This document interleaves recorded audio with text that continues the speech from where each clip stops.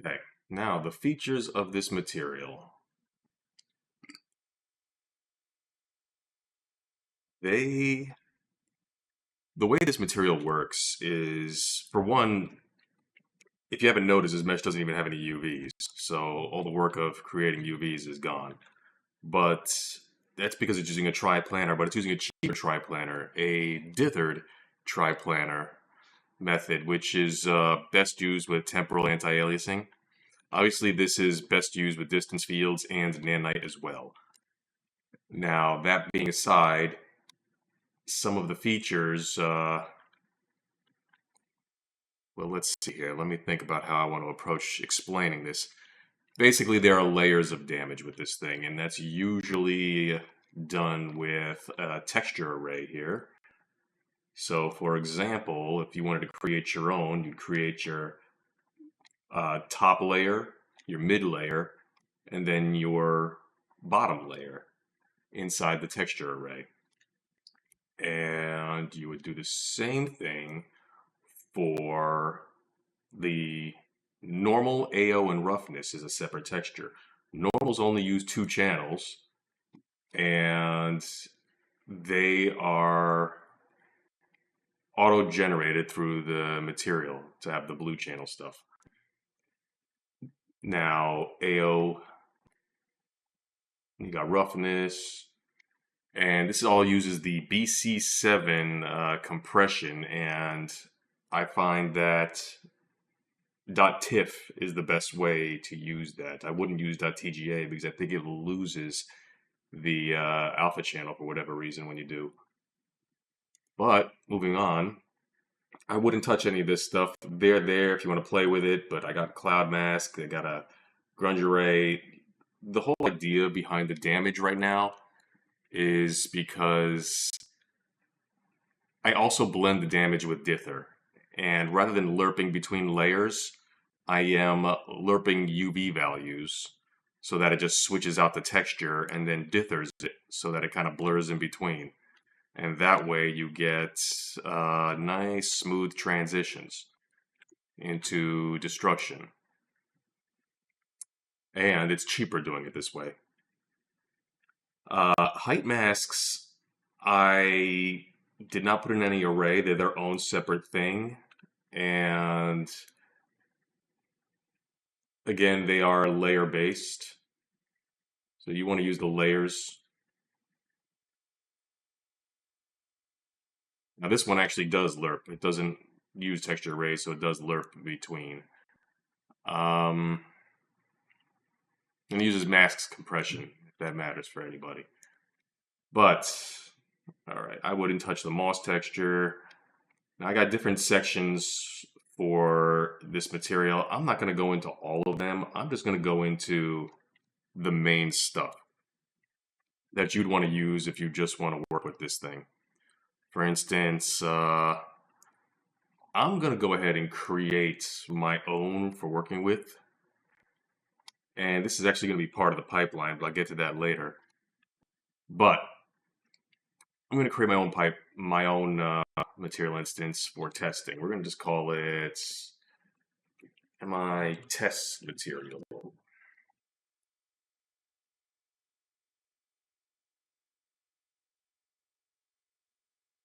Okay, and we can apply that. So it's applied now.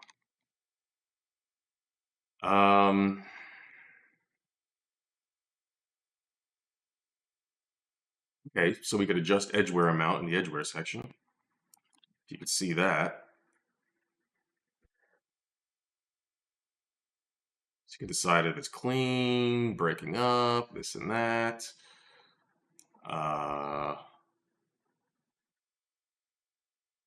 One moment.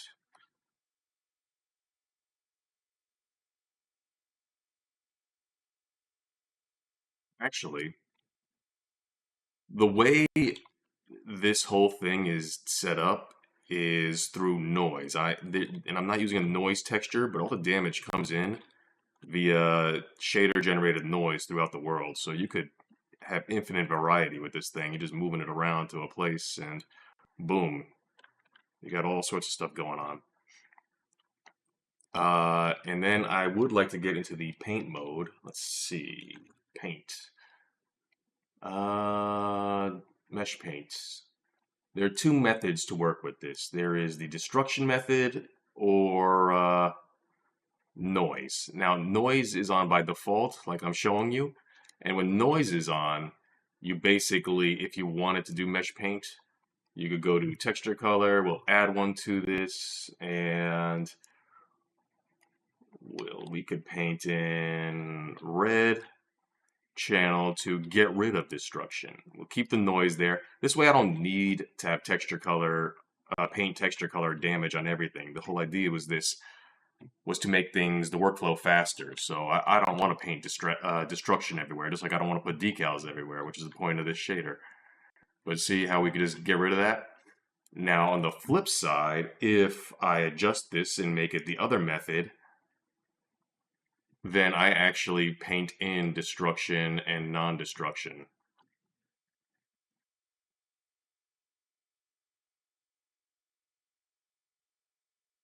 See what I mean? So we're just gonna default back to the original, and we're gonna remove that texture that we just painted. So, all right, we started there. Let me look at my list here. I have a list. So obviously triplanar. Now that becomes an issue for a lot of reasons. Triplanar doesn't work so well with normal global position with height. And I could show you why, but there's a local triplanar that does, so don't worry.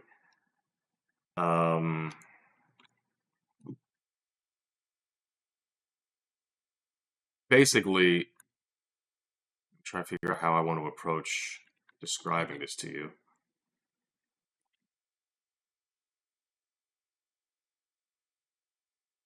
As you can see, this is using normal triplanar right now. Just the regular global triplanar direction. As you can see, the height is off. The bar is back here with the tessellation, yet the color is over here to the right of it. That's not how that's supposed to work. And there is a way to fix that, is using the local triplanar. And I have created versions of each material instance in here. So we'll switch to the local now. And now the local works correctly. The height matches up, and it's basically projected with the rotations of the mesh. Now, the problem is, well, not really a problem, but this still moves with the noise and doesn't stick to the model. Well, we do have a method for sticking to it. Let's see. Local static. Is that the one? I think this is the one.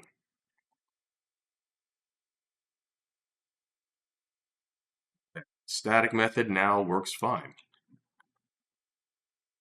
It's basically using the same rotations of the world, but it's also stuck to the model, so you can scale it, rotate it, whatever, and it will stay working properly. Okay, moving on. Actually, I may as well open up the material and show you where that's at as well. Those settings are in, I think they should be in the UV section, correct? Okay, so if you want to use local space, obviously you just check the local space thing. Now, if you want it to stick, you got to play with this setting right here. The local space still uses world position, you know, and also this one right here. Noise uses local position, static. Just basically copy the material instances that I have, and those are the settings you would use. It's those three settings that you want to look at. Now I do have other settings in here for blending the edges of the triplanar for the direction and all that other stuff. But I'm really not going to go into all that stuff because none of this really needs to be touched by you. It's just there if you really felt the need to mess with anything. But let me move on. Dirt and dust. Okay, this is fun stuff. Now, as you can see, dirt and dust. Should have sections just for that. Actually, before I even get into that, I could show you that destruction is controlled with noise contrast and noise power as well as the noise. So we could adjust how much destruction if we want to go this method. We're just going to put that back, but dust. We have a lot of different settings in here. I wouldn't touch too much of it, but top dust subtraction amount, for instance. Oops. Let's see here. Here we go.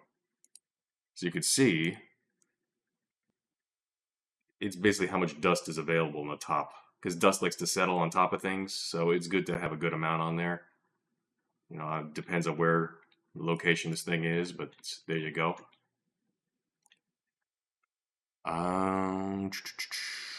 Dust roughness, dust power. Dust power controls how much it's building up like this, you can see.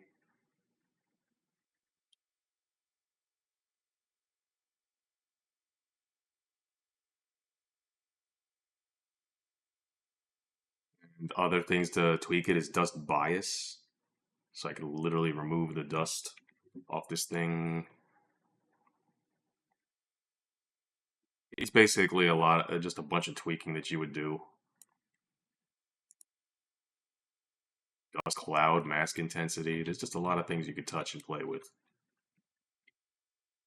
Honestly, I wouldn't really be working too much in the material instance. It's all custom primitive data. But I do have a tool to transfer everything we do in this material instance into custom primitive data automatically at a click of a button. So I could show you that later. But I digress. And then we even have separate options to adjust the distance field dust.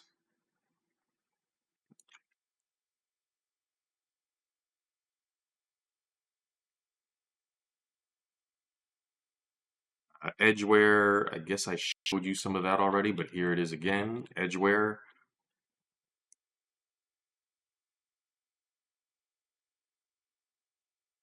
I left an option in here for calculating edge wear, but I don't use it. It was just one of those things to test so I don't have to bake a vertex color, but I'm baking vertex color anyway, so it's cheaper to just bake the vertex color.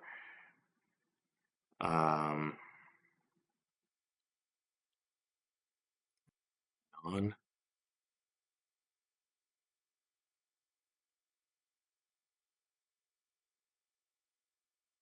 grunge. Let's see. Okay, so we have grunge intensity.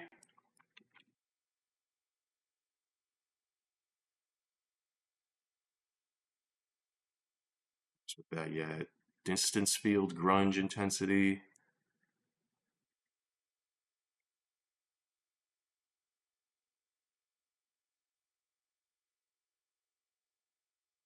We could change the grunge color if we wanted to. Again, I'm not messing with all this right now. And obviously all these settings could be disabled and enabled. Just for performance if you really wanted to, but let's see here. Leaks. We have a leaks section here. As you can see, the leaks are going all the way down this whole thing. I like to just put them at the top somewhere. So let's just... We're basically masking out the leaks. With this slider, it's based on the world's position. You can drag it, and again, that's going to be another one of those custom primitive data per meshes things. But here is how it looks just in the material instance, adjusting it.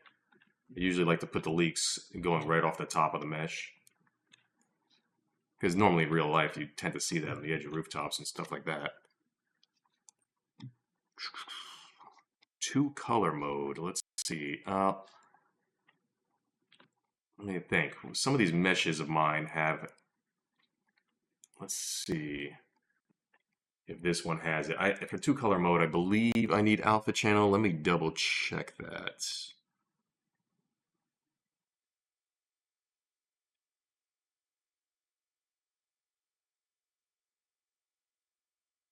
Second. I mean, I have a list in this original file here for what different things do. Which green alpha. Okay, two-color.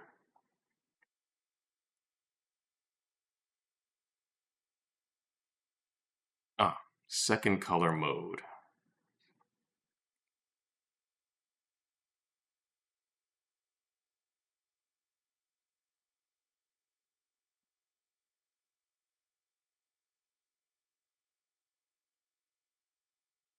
I do have instances of that in here somewhere too, I believe.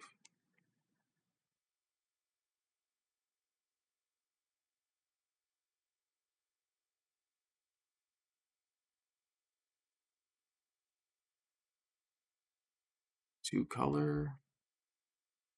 Let's try this one.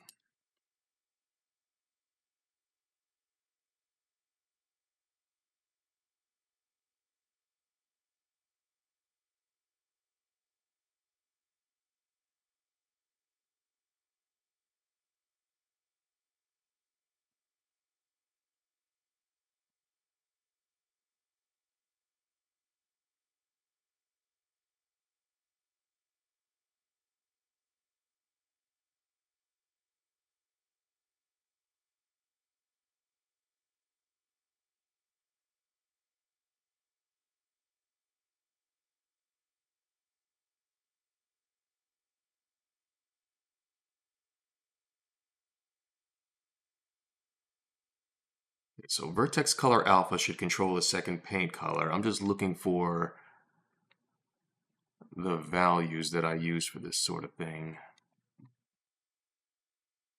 Just to illustrate it, give me 1 second. 16, 17.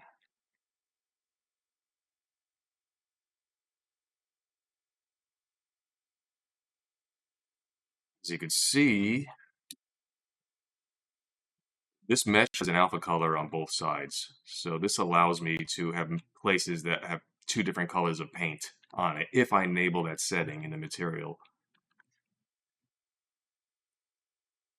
And obviously I could just, this is the checkbox right here which enables it.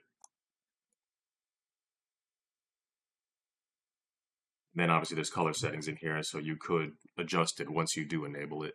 But I leave it off most of the time because why bother? Just makes the shader more expensive. Now, what else?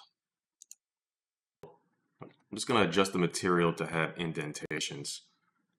And basically, let's find it. I didn't want to have to model in the indentation, so it's going to add it into the tessellation. And it's going to generate the normals for it, everything on the fly. The normals that are generated for the tessellation, the damage as well. I forgot to mention, because most displacements don't usually have normals. This does, in fact, generate the normals, but more on that later. But with indentation, you could adjust. There's a lot of settings. You could have multiple indents, left and right, or vertical and horizontal, or just one directional, like this, as you can see. You could adjust the indentation amount. And what's cool about this indentation is it actually does interact correctly with destruction. So, let's see.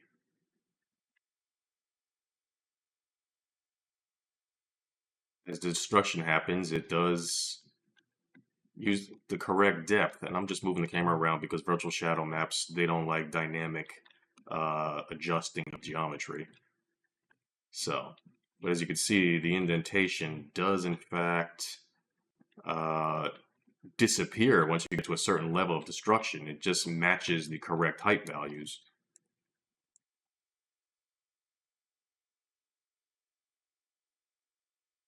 as you can see.